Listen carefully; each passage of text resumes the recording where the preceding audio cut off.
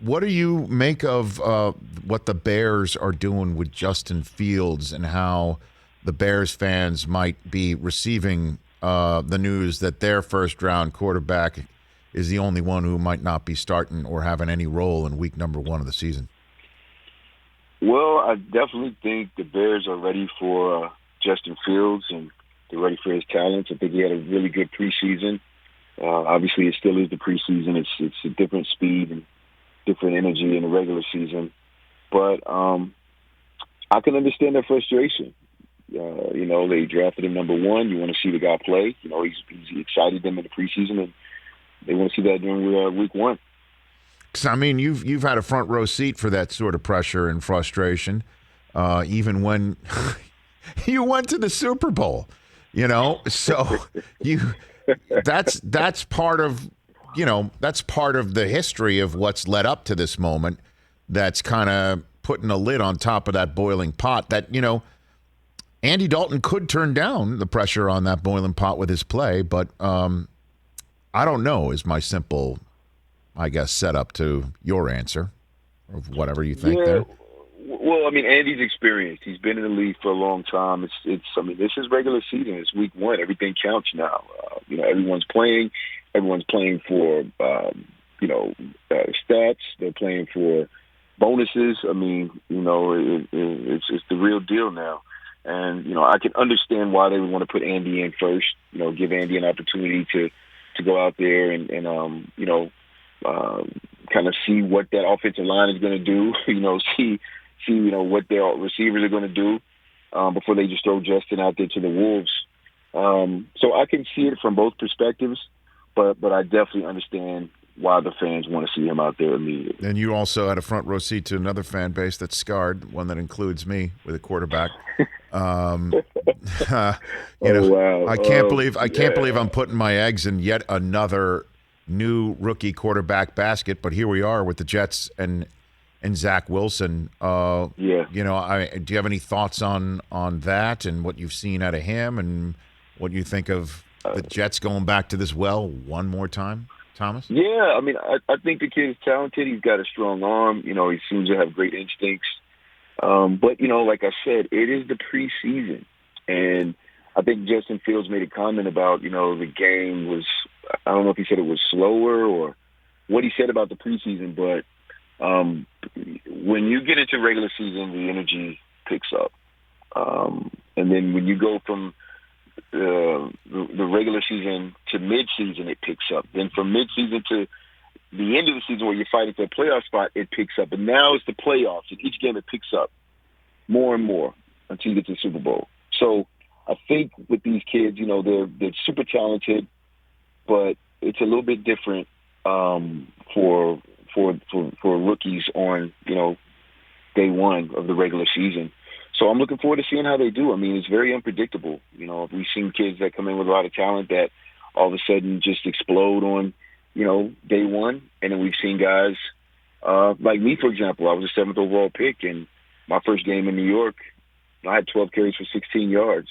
That was my first game at the Meadowlands, ever in the NFL. It was 12 for 16. I'm the 7th overall pick. It's up in the air, man. We'll see what happens. I got it out right here. You had 4 catches for 18 yards, too. Don't just sell your short. Don't sell yourself short, Thomas. Yeah, right now. I guess that added to my all-purpose yards. Yeah, but I'm looking at you. You didn't have a 100-yard game in your career until you had week 2 of your 3rd year. You went to Seattle. Yeah. You lit it up. 173 yards rushing that day. Yeah, it was. Those were some tough times in Arizona, to be honest.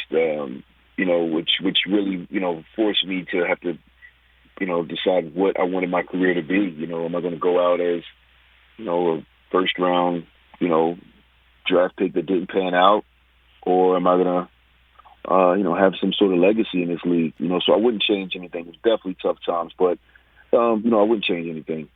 Yeah, I'm not bringing that up just to say that, but it's just the conversation that you hear so many times. Thomas Q. Jones here on the Rich Eisen Show, actor and former running back in the NFL.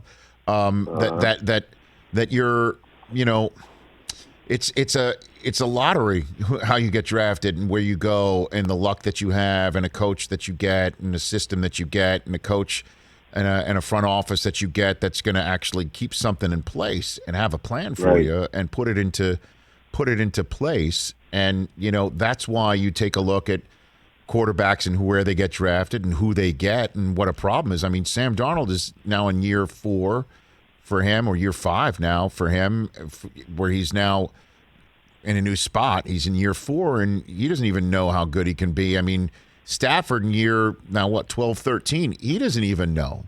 It's kind of crazy sometimes how it works like that. It is, because the NFL is not just about talent. And I don't think a lot of fans really understand that. There has to be a lot of other elements for you to be able to maximize your potential and your talents. When I was in Arizona, at that time, Arizona was very cheap. And, just to be honest, I mean, they would go after veteran players that they didn't have to really pay as much. And even though they might be skilled and smart, they're not as athletic as some of the younger players. So in Arizona, we always had a mixture of older veterans that were like on their way out of the league, and young rookies like me, who were first year, second year guys. So there were no middle tier players that kind of could even that out. And so it was a very tough situation because although I had leadership, physically a lot of those guys just couldn't perform, especially on offense. And so it left me in a bind for a few years. And then I was able to go to Tampa, where they had just won the Super Bowl, great front office. They were spending money. They also had a nice mixture of veterans and younger players. And then I was able to, adjust and see how a team should be run from the players, from the front office. And then the next year went to Chicago, and now I had all those experiences to, catapult me into my jumpstart my career in Chicago. But it took all of those things collectively for it to click for me, and for me to be able to be in a situation where I could be successful. So a lot of pressure on lottery picks, but it takes a lot for them to be successful, not just their talent. Hey, you watched all the way to the end. Thanks for that. Watch more right here.